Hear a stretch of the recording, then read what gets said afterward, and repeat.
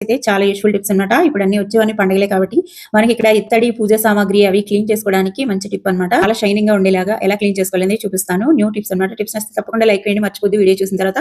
First time మన channel visit చేసింటే ఇలాంటి యూజ్‌ఫుల్ టిప్స్ కోసం సబ్స్క్రైబ్ చేయండి ఫ్రెండ్స్. ఇత్తడి పూజ సామాగ్రి చూడండి ఇక్కడైతే ఇవన్నీ కూడా బాగా నల్లబడిపోయినాయి. అలాగే దీపారాధన కుందులు కూడా బాగా జిడ్డు పట్టేసి ఆయిలీగా ఉన్నాయన్నమాట. వీటన్నిటిని ఈజీగా వదిలించడానికి ఒక కప్‌లోకి ఒక టీ స్పూన్ దాకా పసుపు వేసుకోవాలి. అలాగే కొద్దిగా టూత్ పేస్ట్ వేసుకోండి. కోల్‌గేట్‌ది కలర్‌దైనా పర్వాలేదు. వైట్ టూత్ పేస్ట్ ఉంటుంది అదైనా పర్వాలేదు. ఒక టీ స్పూన్ అంత వేసుకోండి. నెక్స్ట్ చింతపండు ముందే మనం నానబెట్టి పక్కకి జ్యూస్ తీసుకొని ఉంచుకున్నది 2 టీ స్పూన్లు వేసి కలపండి. అవసరం అనుకుంటే కొద్దిగా వాటర్ యాడ్ చేసి కొంచెం లూజ్‌గా కలపండి. తర్వాత దీంట్లోకి ఇడ్లీ బ్యాటర్ వేసుకోవాలన్నమాట. ఇడ్లీ పిండి ఒక 2, 3 టీ స్పూన్ల దాకా వేస్తున్నాను. దీనివల్ల కూడా వస్తువులు బాగా వదులుతాయన్నమాట. ఇత్తడి వస్తువులు ఇవన్నీ కూడా బాగా మిక్స్ చేసుకోండి. ఇలా కలిపేసి ఉంచుకోవాలన్నమాట. ఇప్పుడు ఒక స్క్రబ్బర్ కూడా తీసుకోవాలి ఇలాంటిది. క్లాత్ తోటి గాని, నాప్కిన్ తోటి గాని, దీపారాధన కుందులకున్న జిడ్డు అది ఒకసారి పైపైన తుడిచేయాలన్నమాట. ఆయిల్ అది తుడిచేసి తర్వాత మనం తయారు చేసుకున్న మిశ్రమం ఉంది కదా పసుపు అదిను దాన్ని మనం ఇలా స్క్రబ్బర్ తోటి గాని, చేత్తోటి గాని పూర్తిగా వస్తువులన్నిటికి అప్లై చేసేయాలన్నమాట.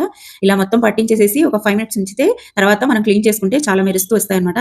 ఇలా అన్నిటికి కూడా పట్టించేసేస్తున్నాను. ఇక్కడ పసుపు వేయటం వల్ల మనకి ఎక్కువ షైనింగ్ కనిపిస్తాయన్నమాట. ఇత్తడి వస్తువులు ఎప్పుడైనా సరే మనం పసుపు కూడా కలిపి క్లీన్ చేస్తే చాలా మంచి కలర్‌లో ఉంటాయన్నమాట. ఇంకా అలాగే మనకి పేస్ట్ అది వేసాం కాబట్టి ఇక్కడ దీపారాధన కుందులో ఉన్న జిడ్డు అంతా కూడా వదులుతుంది. ఆయిల్ స్మెల్ అంతా తీసేస్తది.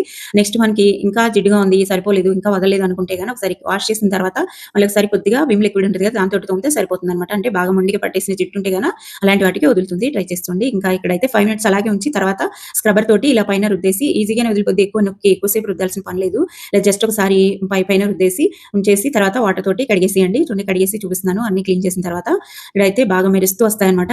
ఇంకా ఇలా అన్నీ కూడా ఈ నీళ్ళతోటి కడిగేసి పెట్టేసి ఇత్తడి వస్తువులు ఎప్పుడైనా సరే ఫైనల్‌గా కడిగినప్పుడు లాస్ట్‌లో ఒకసారి డ్రింకింగ్ వాటర్ ఉంటుంది కదా! వాటిలోకి ముంచి తీయాలి. లేదంటే వాటి పైనుంచి పోయాలన్నమాట. అంటే తొందరగా నల్లబడవన్నమాట.